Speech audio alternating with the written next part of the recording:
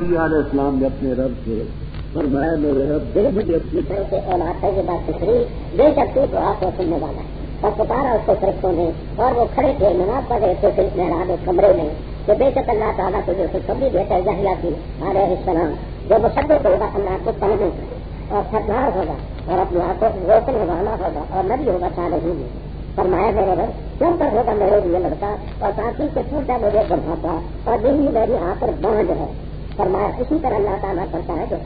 فرمایا میرے رب بنا میرے لیے نشانی وہاں نشانی تیری ہے کہ نیچی سلام تک کٹے گا لوگوں سے تین دن مگر اشارے سے اور ذکر کر اپنے رب کا کثرت سے اور تصویر بیان کر پچھلے طرح ہنسی پچھلے طرح بل انصاف اور کل رب